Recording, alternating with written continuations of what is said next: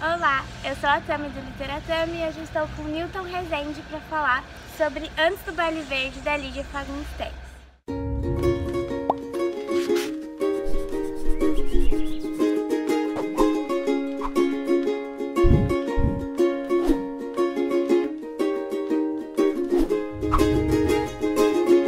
O Newton é professor de literatura na Universidade Estadual de Alagoas e ele tem um trabalho super bacana sobre a Lídia Fagundes Telles. Ele estuda a Lídia há muitos anos. Ele tem um livro que se chama A Construção de Lídia Fagundes Telles, que é uma edição crítica do Antes do Baile Verde. E então ele manja muito do livro. E junto com ele eu tenho, e com o Carlos Eduardo, a gente tem um Instagram que é o Biblioteca Ligiana, eu sempre falo aqui pra vocês. E a gente se encontrou aqui na Flip para gravar esse vídeo especial pra vocês. E antes de chegar no livro, de fato, eu queria que você contasse pra gente um pouquinho como você conheceu a Lígia, como se deu o encantamento que você tem por ela até hoje, porque é realmente admirável. O primeiro livro dela que eu li foi As Meninas, tinha entre 16 e 17 anos, e aí eu fiquei apaixonado, fiquei impactado, passava dias trancado no quarto lendo aquele livro. Ficava andando na rua, saca, assim, lendo. Cheguei a bater num poste uma vez, na Praça Centenário, eu me lembro de cada fato. Num ônibus, aí falar pros amigos e tal. Me lembro um dia eu estava em casa, tinha uma menina que trabalhava lá. Aí eu deitei no quarto da minha mãe, no chão, no carpete, entre uma cama e o guarda-roupa. E eu me lembro da moça batendo na porta, que eu tinha que sair de lá porque ela tinha que arrumar o quarto e eu estava querendo ler. Aí me apaixonei e tentei entrar em contato com a Lígia, mandei cartas para a editora, eu li um livro na edição do Círculo do Livro. Aí depois ela respondeu, Inácio Loyola Brandão respondeu, eu tinha feito um perfil sobre a Lígia na revista. E aí a gente começou a trocar correspondência, eu e ela. Ela mandava livros e tudo mais, e a gente ficou amigo, então foi 87 isso, então são 31 anos. E também a primeira autora que eu comecei a ler contos foi ela. Só que eu li e eu não entendia nada, né? Porque os contos acabavam, ficava aquela coisa suspensa, e eu não tô entendendo PN, mas eu vou ler, né? Aí depois eu fui ler um livro da Vera Titsman, A Metamorfose nos Contos de Lídia Fagundes Telles, e a Vera lançou uma via de leitura, né? Ela fazia a leitura do simbolismo das coisas nos textos, aquelas alegorias, aí eu fiquei, caramba! Então, existem coisas sob a superfície, né, daquelas palavras. Eu comecei a ler a Lígia de outro modo, vendo assim como a gente deve ler assim, os grandes autores, né, as coisas não estão evidentes, isso não é só com ela, né, os grandes autores. Aí eu fui me apaixonando pelo modo, mas só que o fascínio já vinha antes dessa coisa. Aí só depois, quando mais maduro, eu fui perceber que eu li aqueles contos, mesmo sem entendê-los, porque eu me identificava com aquelas personagens, né? Aquelas personagens mesquinhas, inseguras, medrosas, mentirosas, covardes, cruéis, dissimuladas, né? Rastejantes, né? Poderiam fazer as coisas mais terríveis para poder sobreviver, né? Então, de certo modo, eu acho que depois o fascínio ficou pelas duas coisas. O fascínio, à medida que eu fui amadurecendo como leitor, eu fui percebendo as nuances, né, das narrativas, e à medida que eu fui amadurecendo como pessoa, fui percebendo as nuances das personagens, e eu me identifiquei. E há uma coisa assim que às vezes as pessoas dizem: o autor que eu mais gosto é o melhor. Não necessariamente. Eu não digo que ela é a melhor autora, eu digo que é a autora de que eu mais gosto. Porque se for assim, a gente vai ter que mentir dizendo que a pessoa que a gente está namorando é a melhor. E não é. A gente não sabe explicar como se dão as coisas da empatia, né? Há diversas coisas no texto dela que eu não gosto, certo? Mas mesmo com essas coisas eu gosto dela, como a gente gosta de alguém com seus defeitos, com seus problemas. Não é uma autora perfeita, mas é uma autora com a qual me identifico. Às vezes eu acho meio arrogante quando a gente que diz assim: não, o autor de que eu gosto, ou que eu leio, é o fodão. É como se, na verdade, você estivesse se dizendo fodão. né? Tipo, você é tão foda que você só gosta do que é foda. Entende? Você não admite que aquele autor de que você gosta tem também seus problemas, seus defeitos. Não há um autor perfeito, não há nada disso. E é interessante a gente pegar os autores da nossa eleição e saber que neles há diversas qualidades e há diversos problemas também. E por que você escolheu Antes do Baile Verde para ser seu objeto de estudo?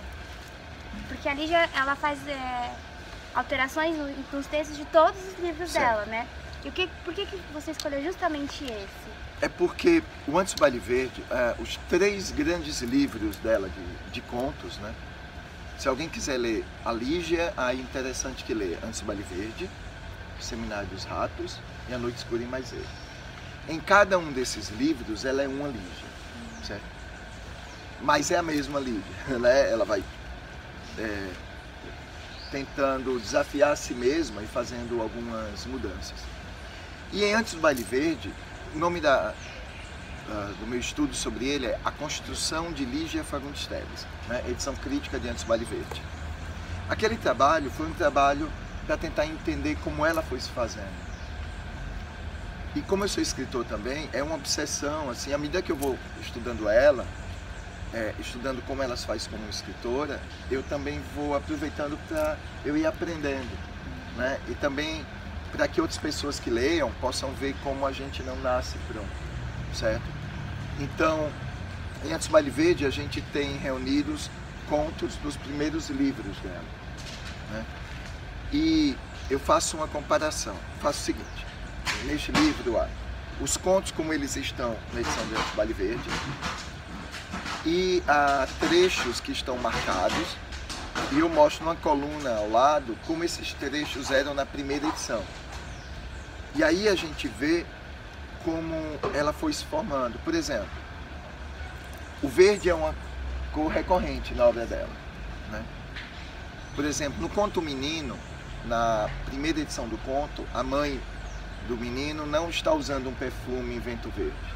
Isso aparece quando o conto sai, eu acho que em Histórias Escolhidas, ou foi no Antes do Baile Verde mesmo, eu não me lembro bem, quase 20 anos depois. Há questões gestuais, há uma coisa que eu acho massa nas pérolas. Em As Pérolas nós temos um protagonista que é bastante frágil, né? É Tomás, né? Eu acho que é Tomás. Na primeira versão, o narrador diz que ele enfurnou as mãos nos bolsos do paletó. Se ele enfurnou as mãos, então ele está assim, né? Na revisão, o narrador diz que ele enfurnou as mãos no bolso do paletó, não, do roupão, então ele está assim.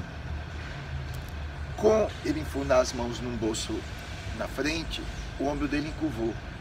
Então, mostra a consciência que ela tem do corpo, né? Então, ela não precisou dizer ele estava com o ombro encurvado, não. Em nos dar uma personagem assim, ela mostra que ele está encurvado.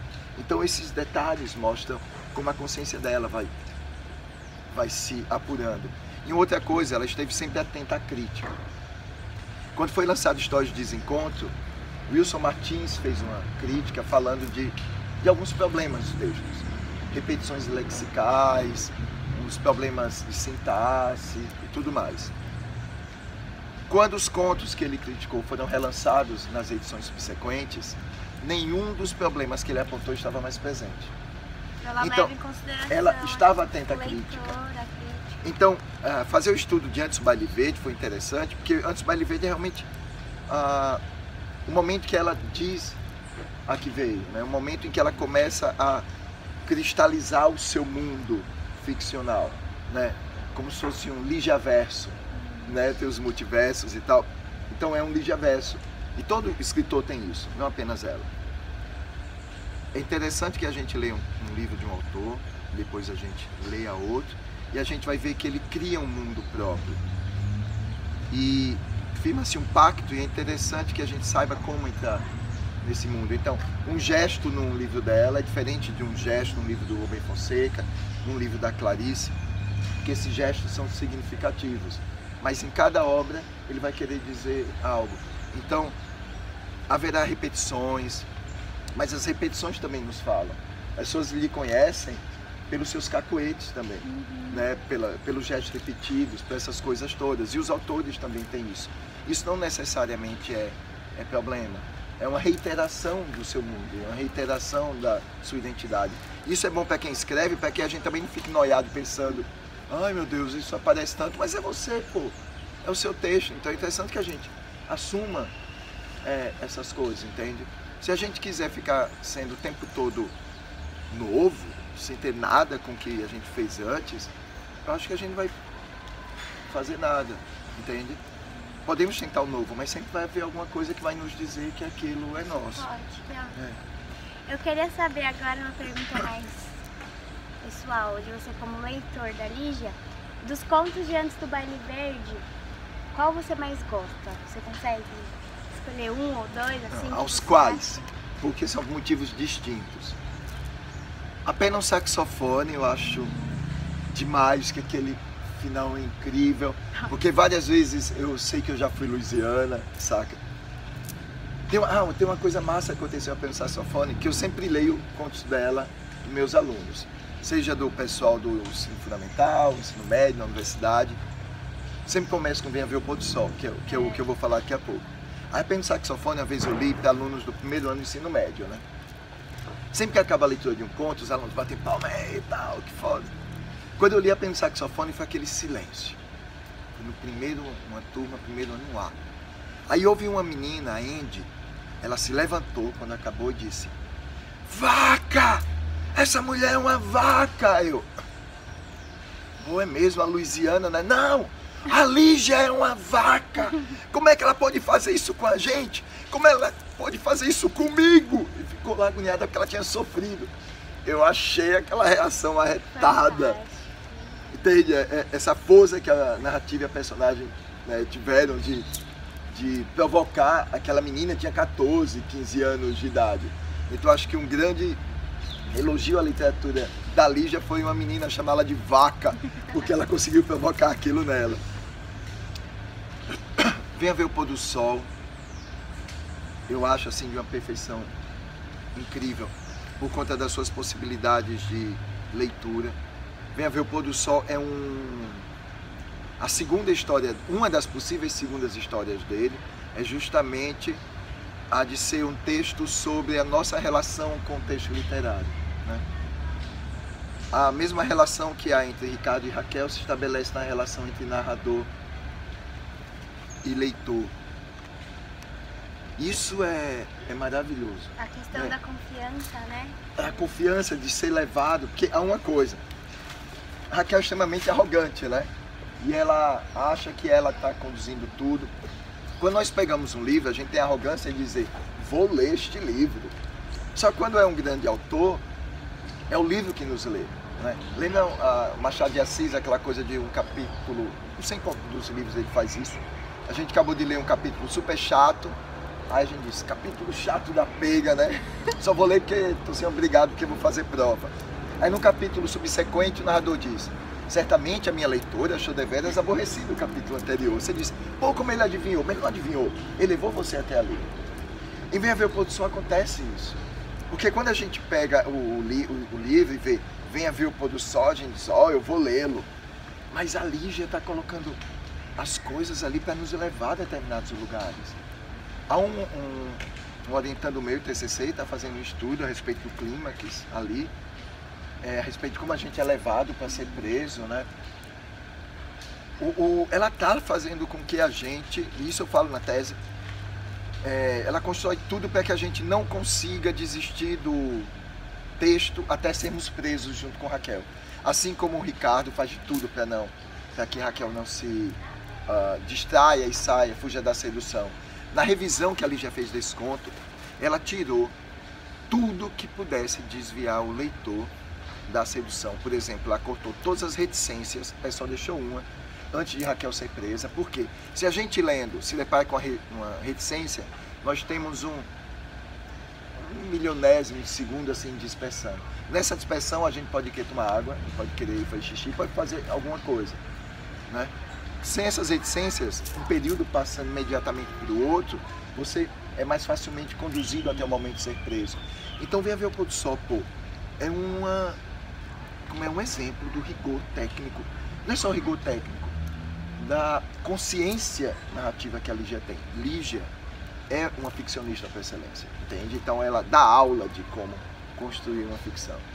E aí eu gosto de vários outros, gosto de Verde Lagarto Amarelo, gosto de Menino, Jardim Selvagem, eu acho foda Jardim Selvagem. Verde Lagarto Amarelo, pô. Eu estava outro dia conversando com meus alunos do laboratório de criação literária do SESC, lá em Alagoas. Eu estou há 5 anos ministrando um laboratório lá, dura 8 meses cada curso. E a gente estava pensando sobre Verde Lagarto Amarelo, uma coisa que nunca tinha me vindo à mente. Veja bem, Verde Lagarto Amarelo foi publicada a primeira vez nos 18 melhores contos do Brasil em 68. Foi a trilogia da Confissão, composta por Apenas Saxofone, Elga e Verde Lagarto Amarelo. Em Apenas Saxofone, Louisiana mata o saxofonista, de certo modo. Em Elga, Paul Casten mata Elga, de certo modo, roubando a coisa, né? Aí vejam bem, em Verde Lagarto Amarelo, o narrador, acho que é o Rodolfo, e Eduardo é irmão, não me lembro, sempre confundo. Há momentos do conto em que no meio, ele se lembrando da infância, que ele tinha desejado a morte do irmão. Quando o conto acaba, há aquela revelação, que eu não vou dizer para não dar spoiler para quem não leu. Aí, há uns 2 meses eu me perguntei, peraí, por que esse cara está narrando essa história? Fez parte da trilogia da Confissão. Nós não sabemos o depois daquela revelação. Então, aquele final suscita em nós a possibilidade de ele ter matado o irmão finalmente. Isso fica tudo suspenso. Então, 30 anos depois da primeira leitura, entende? Essa coisa apareceu. Aí eu, caramba, já gostava desse conto, então agora... Sempre tem mais, né? Sempre tem mais. Sempre tem mais. Os grandes autores sempre fazem isso com a gente.